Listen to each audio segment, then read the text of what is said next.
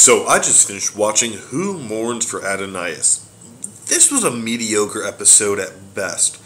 It had some interesting points to it, but overall, it was slowly paced and not a whole lot of interesting stuff was happening.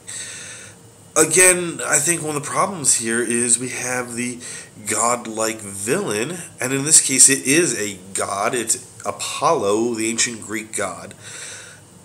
And those to me are kind of boring. These super beings that are just so powerful, can do all this stuff. Not interesting.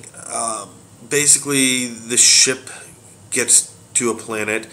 I can't even remember the planet's name, but it has a number. And that's another thing I've noticed. Why does every planet have a number? No planet in our solar system does. So all these other planets have numbers. I understand like numbering a few. If you have like, a couple dead pathetic planets and they're in some solar system, just give them all the same name and number them differently. But that's what we find with like every planet except for our solar system and like Vulcan. That's it. Everything else has a number. Anyway, I digress. Like I was saying, so the villain in this is Apollo, the ancient Greek god, who apparently at some point had traveled to Earth, and that's where we get the legends of the Greek gods and stuff like that. Okay, that's a nice setup, but that's as far as it really went. The character wasn't that interesting. He was just kind of this arrogant jerk, which we've seen that before in these godlike characters. The stuff I did like in this episode, we got to see a lot more of Scotty and Chekhov.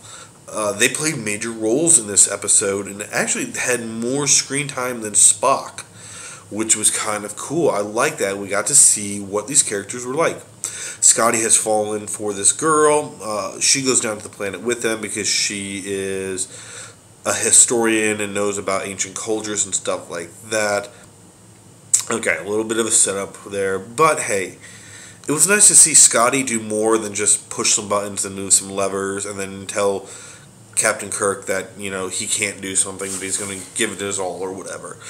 We got to see some real character stuff. Chekhov, really funny. I'm liking this character. Yeah, this is 2 episodes in, but he's already proving to be really funny. He's kind of this young, scrappy guy. I guess they said in this episode he's 22 years old, so definitely much younger than all the other characters. And he's a little firecracker, and it's fun. It's fun. I can't wait to see them do more with this character. But that was about all I really liked in this episode. Like I said before, the villain was dull. The plan was he takes over the ship, and there's a giant hand that's holding it in space, and blah, blah, blah. Yeah, they outsmart him in the end. We knew it was coming. So, this episode is not one that I would typically recommend. About the only thing that's worth seeing is Scotty and Chekhov be developed as characters. So, I'm hoping that we get some better episodes coming. Like I said, Amok Time, the first episode in the season, really awesome. Now we've kind of had a low note. Do we go back and forth? I don't know. So, I'm excited to see where the season is going, because a lot of people have told me Season 2 is the best season. Well, that's all I really have to say on this one. So, I will see you guys later.